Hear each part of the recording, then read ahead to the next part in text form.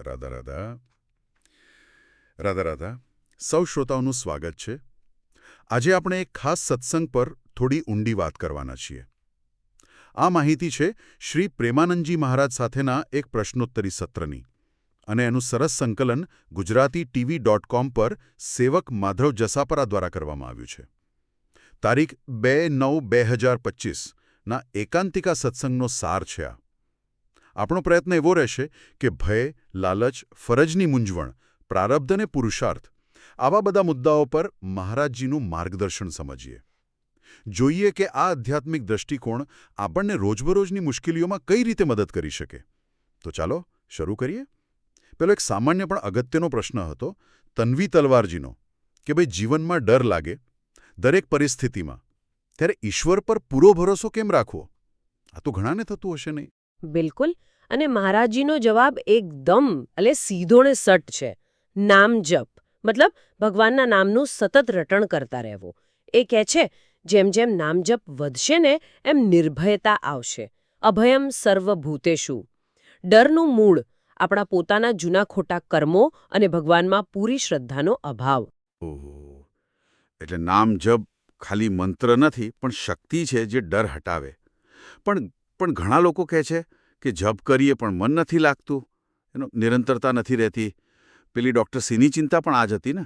તો શરૂઆત ક્યાંથી કરવી? હા, એ પ્રશ્ન પણ હતો. મહારાજજીએ એનો ઉપાય કયો છે. મુખ્ય 3 વાત કહી. એક તો પવિત્ર ખાનપાન, બીજું ઓછી વાતચીત, બિનજરૂરી બોલવું નહીં, સાંભળવું નહીં, અને ત્રીજું થોડો સમય એકાંતમાં રહેવું. અને ખાસ શરૂઆતમાં જીભથી જપ કરો. ઉપાંશુ જપ, જેમ કે રાધા રાધા, બસ બોલ્યા કરો. કારણ કે મનથી જપ કરવા માટે તો મન શુદ્ધ જોઈએ. એ કદાચ શરૂઆતમાં ન હોય. અચ્છા. જીભથી શરૂ કરો એટલે ધીમે ધીમે મન ટેવાતું જાય. બરાબર. શરૂઆત વાણીથી, પછી મન સ્થિર થાય. આ નામ જપ અને શ્રદ્ધાની વાત આવી એટલે પેલો આકાશસિંહજીનો પ્રશ્ન યાદ આવ્યો. એમણે પૂછેલું કે શું આત્મવિશ્વાસ ઓછો હોય કે ભૂતકાળના કર્મોને લીધે ભજન પૂજન જેવી સાધના વગર ખાલી શરણાગતિથી ભગવાન મળે? આનો જવાબ મહારાજજીએ સ્પષ્ટ નામાં આપ્યો છે. એમણે ગંગા સ્નાનનું ઉદાહરણ આપ્યું. સરસ છે કે ભાઈ પવિત્ર થવું હોય તો ગંગા સુધી જવું પડે, એમાં ડૂબકી મારવી પડે, મતલબ પ્રયત્ન કરવો પડે. હા, ઘરે બેઠા ગંગા ન આવે. બરાબર. એમ જ ભગવાનને પામવા માટે ભગવાનના રસ્તે ચાલવું પડે. નામ જપ, પૂજા, કથા સાંભળવી, સેવા કરવી, આ બધા સાધનો કરવા પડે. શરણાગતિ જરૂરી છે પણ સાધના વગરની નહીં. ભૂલો તો થાય, માયા છે, લપસી જવાય, પણ ભૂલ સુધારીને પાછા વળવાનું, ફરી પ્રયત્ન કરવાનો, એ જ રસ્તો. હા, એટલે શરણાગતિ એટલે હાથ જોડીને બેસી રહેવું નહીં, પણ પ્રયત્ન સાથે સમર્પણ, એમને? બિલકુલ, સક્રિય સમર્પણ. સારું. હવે આ પ્રયાસ અને સેવાની વાત આવી તો પેલો વસુદાજીનો પ્રશ્ન. હા. એમને મૂંઝવણ હતી કે ભક્તોની સેવા કરવી એ વધુ સારું કે પછી ભજન કીર્તનમાં બેસવું એ? મહારાજજી અહીં બહુ સરસ રીતે બેલેન્સ કરવાનું કહે છે. એ કહે છે બંને જરૂરી છે અને બને તો સાથે કરવા. અંદર મનમાં નામજપ ચાલતો રહે અને બહાર શરીરથી સેવા થાય. એક છોડીને બીજું કરવું એ બરાબર નથી. બંને એકબીજાના પૂરક છે.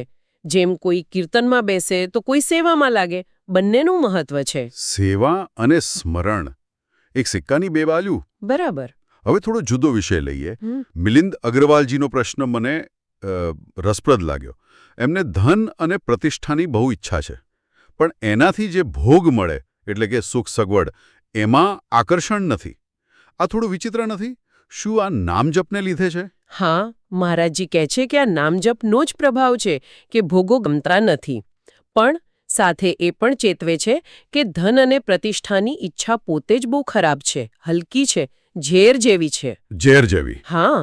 એમણે 2000 અને 500ની નોટનું ઉદાહરણ આપ્યું કે 2000ની નોટ હવે નથી ચાલતી એટલે એનાથી કશું મળે નહીં, એટલે એનો મોહ ગયો. પણ 500ની નોટ ચાલે છે, એનાથી ભોગ મળે છે એટલે એનો મોહ રહે છે.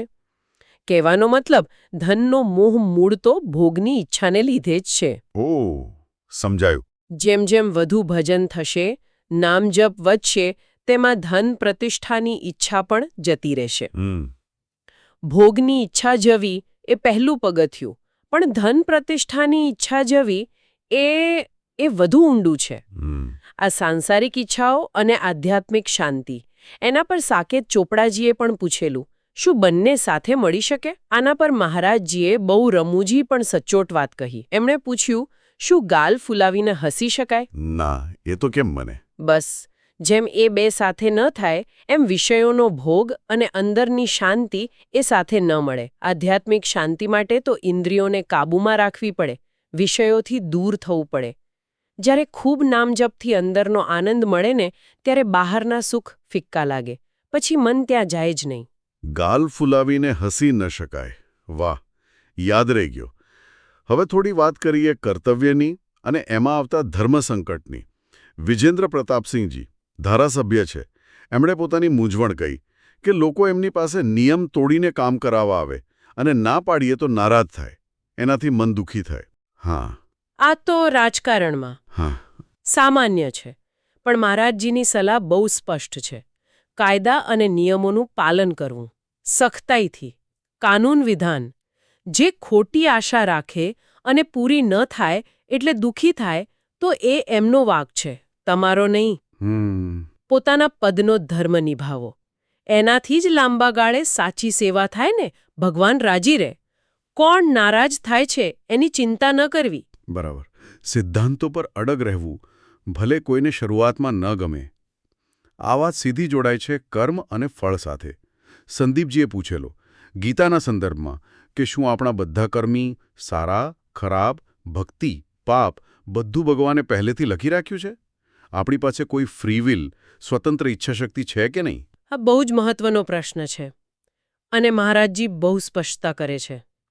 ભગવાને ફક્ત આપણા જૂના કર્મોનું ફળ નક્કી કર્યું છે, જેને આપણે પ્રારબ્ધ કહીએ છીએ, એટલે કે સુખ અને દુઃખ. હા, પણ નવા કર્મો કરવા માટે આપણે પૂરેપૂરા સ્વતંત્ર છીએ. આપણે સારો રસ્તો લેવો કે ખરાબ, ભજન કરવું કે પાપ કરવું, એ આપણી બુદ્ધિ અને આપણી સંગત પર છે. ભગવાન કોઈને પાપ કરવા ધક્કો નથી મારતા. એમણે વેપારનું ઉદાહરણ આપ્યું. નફો કે નુકસાન એ પ્રારબ્ધ હોઈ શકે, પણ વેપાર કરવો કે નહીં, કઈ રીતે કરવો, એ આપણું નવું કર્મ છે, આપણો નિર્ણય છે. આ સમજ બહુ જરૂરી છે. પ્રારબ્ધ એટલે ભૂતકાળનું ફળ, પણ ભવિષ્ય બનાવવાની સ્વતંત્રતા આપણી પાસે છે. પણ ક્યારેક એવું થાય ને કે બહુ જ મહેનત કરીએ, બહુ પુરુષાર્થ કરીએ, છતાં નિષ્ફળતા મળે. પેલી હિમાંશી સિંઘજીએ પૂછ્યું એમ કે વારંવાર ફેલ જઈએ તો એને ભગવાનની યોજના ગણવી કે આપણા પ્રયત્નમાં કંઈક કમી છે? મહારાજજી કહે છે, આને ભગવાનની યોજના ન ગણવી, આ પ્રારબ્ધની બાધા છે. મતલબ જૂના કોઈ કર્મો નડી રહ્યા છે. એમણે વિદ્યારણ્ય સ્વામીનું ઉદાહરણ આપ્યું, જે બહુ પ્રખ્યાત છે. એમણે 23 ગાયત્રી પુરુષચરણ કર્યા. એક પુરુષચરણ એટલે 24 લાખ જપ. વિચાર કરો. બાપ રે! હા, છતાં ધન ન મળ્યું. કેમ? કારણ કે એમના 24 મહાપાપ હતા. 23 પુરુષચરણથી 23 પાપ બળી ગયા. પછી જ્યારે એમણે સંન્યાસ લીધો ત્યારે 24મું પાપ પણ ગયું અને પછી માતાજી પ્રગટ થયા. આનો મતલબ શું? આપણો પુરુષાર્થ, આપણું ભજન ક્યારે નકામું નથી જતું. એ ધીમે ધીમે પાપનો નાશ કરતું રહે છે. જે દિવસે પેલી બાધા હટશે તે દિવસે સફળતા મળશે. વાહ! એટલે હાર માનવાની જરૂર નથી, એમ સમજવું કે આપણો પ્રયાસ અંદરથી સફાઈ કરી રહ્યો છે, ફળ મળશે જ. આ તો બહુ હિંમત આપે એવી વાત છે. સારું. હવે એક પ્રશ્ન કૃપા વિશે મનીષજી પૂછે છે કે પહેલાં શું, કૃપા કે નામજપ? કૃપાથી નામજપની સમજણ આવે કે નામજપ કરીએ એટલે કૃપા થાય? હા, આ પેલો ઈંડુપેલા કે મરઘી જેવો સવાલ લાગે, પણ મહારાજજીનો જવાબ સીધો છે. એ કહે છે બધું જ કૃપાથી શરૂ થાય છે. ભગવાન તો અહેતુકી કૃપાળુ છે, વગર કારણે દયા કરનારા. આપણે કૃપાનો અનુભવ કેમ નથી કરી શકતા? કારણ કે આપણું વર્તનશાસ્ત્ર અને સંતોની આજ્ઞા પ્રમાણે નથી. જો આપણે રાધા કે કૃષ્ણ બોલી શકીએ છીએ, નામ જપ કરી શકીએ છીએ, તો એ પોતે જ ભગવાનની કૃપા છે. અચ્છા. કૃપા વગર તો નામ લેવાની ઈચ્છા પણ ન થાય. એટલે નામ જપ કરી શકવું એ જ કૃપાનું પરિણામ અને સાબિતી છે. બરાબર. હવે એક થોડો અંદરનો વિષય. સુનિલજી પૂછે છે કે ખોટા કામો કરીએ તો શું આત્મા મેલો થાય? અહીં મહારાજજી એક બહુ સૂક્ષ્મ પણ મહત્વની વાત સમજાવે છે. આત્મા ક્યારે મહેલો નથી થતો. આત્મા તો હંમેશા શુદ્ધ છે, નિર્મળ છે. એક રસ. તો પછી મેલું શું થાય છે? મેલો થાય છે આપણું અંતઃકરણ, એટલે કે મન, બુદ્ધિ, ચિત્ત, અહંકાર. જ્યારે અંતઃકરણ ગંદુ થાય ત્યારે ભગવાનમાં મન ન લાગે, કથા કીર્તનમાં રસ ન પડે. એમણે આંગણાનું ઉદાહરણ આપ્યું. આંગણું ગંદુ કરવું સહેલું, પણ સાફ કરતા વાર લાગે. એમ મનને બગાડવું બહુ સહેલું છે, પણ એને ભજન સાધનાથી શુદ્ધ કરવામાં વર્ષો નીકળી જાય. આ સમજ તો ઘણી રાહત આપે કે આપણું મૂળ સ્વરૂપ તો શુદ્ધ જ છે, ખાલી મનને સાફ કરવાનું છે. હવે મહારાજજીના પોતાના જીવન વિશે વાત કરીએ. અમિતાભ ગર્ગજીએ નોંધ્યું હતું કે મહારાજજી પોતે શારીરિક રીતે કેટલું કષ્ટ સહન કરે છે, છતાં સેવામાં રચ્યા પચ્યા રહે છે. આટલી શક્તિ ક્યાંથી આવે? મહારાજજી આનો જશ પોતાને નથી આપતા. એ કહે છે આ એમનું તપોબળ નથી, આ ભગવાનનો આશ્રય બળ છે. ભગવાનનો આશ્રય. હા, એ કહે છે કે જ્યારે મન સેવામાં હોય, જેમ કે પ્રશ્નોના જવાબ આપવામાં, ત્યારે શરીરનું દુઃખ ભૂલાઈ જાય છે. એમણે પેલો શ્લોક કહ્યો, મૂકમ કરોતિ વાચાલમ, જે મૂંગાને બોલતો કરે અને પોતાની કિડનીની તકલીફ છતાં પ્રવચન કરી શકે છે. એ ઉદાહરણ આપ્યું કે આ બધું ભગવાનની કૃપા અને એમના આશ્રયનું જ પરિણામ છે. પોતાના દુઃખ ભૂલીને બીજાની સેવામાં રહેવું. હા, આ જ સાચો આશ્રય ધર્મ. હવે એક સંવેદનશીલ પ્રશ્ન હતો. ઈશા ગુપ્તાજી નર્સ છે. એમને અફસોસ હતો કે એકવાર કોઈ દર્દી અંતિમ શ્વાસ લઈ રહ્યા હતા ને એ સંકોચને લીધે એમને કાનમાં નામ ન બોલી શક્યા. હા, મહારાજજી એમને સાંત્વન આપે છે. કહે છે કે બહુ અફસોસ ન કરો. કદાચ એ વ્યક્તિના પ્રારબ્ધમાં જ નહોતું લખ્યો કે અંત સમયે નામ સાંભળવા મળે, એટલે માયાએ તમને રોકી દીધા. પણ હા, એ વાત પર ભાર મૂકે છે કે અંત સમયે નામ સંભળાય તો એનાથી મોટું કલ્યાણ નથી. પાક્કું કલ્યાણ થાય. અને જો શ્રીજી માટે પ્રેમ ન જાગતો હોય તો પણ ચિંતા નહીં. રાધા નામ પોતે જ પ્રેમ છે. બસ જપતા રહો, પ્રેમ આપોઆપ પ્રગટ થશે. એટલે કર્તાપણાનો ભાવ છોડવો, નિમિત્ત બનીને નામ જપ કરતા રહેવું. આ જ ભાવ પેલી પ્રવીણકુમારજીની ઈચ્છામાં દેખાયો. એ કહે છે કે મારે મહારાજજી પહેલાં નિકુંજ પહોંચી જવું છે એમનું સ્વાગત કરવા. હા, એ બહુ ભાવુક ઈચ્છા છે. મહારાજજી એ ભાવની કદર કરે છે, પણ વિનમ્રતાથી કહે છે કે આ બધું તો શ્રીજીની મરજી પર છે. કોણ ક્યારે જશે કંઈ નક્કી નથી.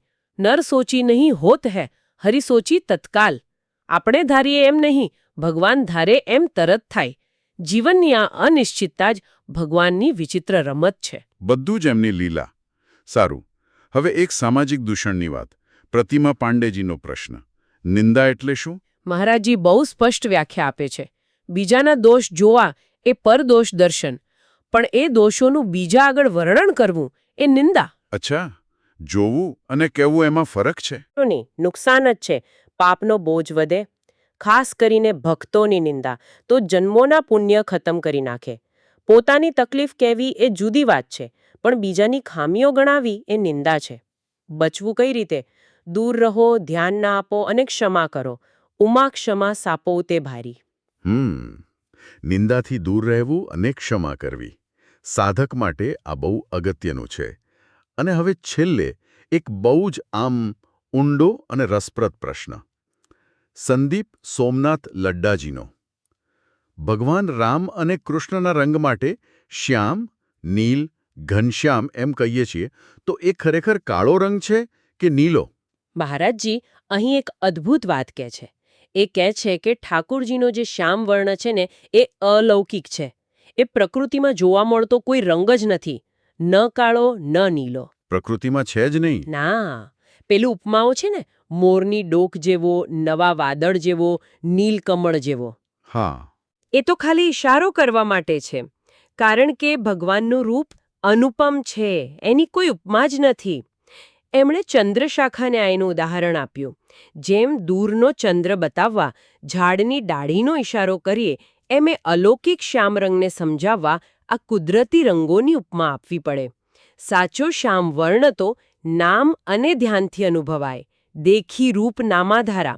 અને એ શ્યામતા એટલી સુંદર છે, એટલી મોહક છે કે ભગવાન પોતે પણ પોતાના રૂપ પર મોહી પડે. સ્વમન મન મોહન. અદ્ભુત. ભગવાનનો વર્ણ કોઈ પાર્થિવ રંગ નહીં, પણ એક દિવ્ય અલૌકિક શ્યામતા, જે અનુભવનો વિષય છે, શબ્દોનો નહીં. તો આજે આપણે ભયમુક્તિ, ભક્તિ, સેવા, ઈચ્છાઓ પર કાબૂ, કર્મ પ્રારબ્ધનો ભેદ, નિંદાથી બચાવ અને ઠાકુરજીના સ્વરૂપ સુધી કેટલા બધા ગહન વિષયો પર શ્રી પ્રેમાનંદજી મહારાજના અમૂલ્ય વિચારો જાણ્યા.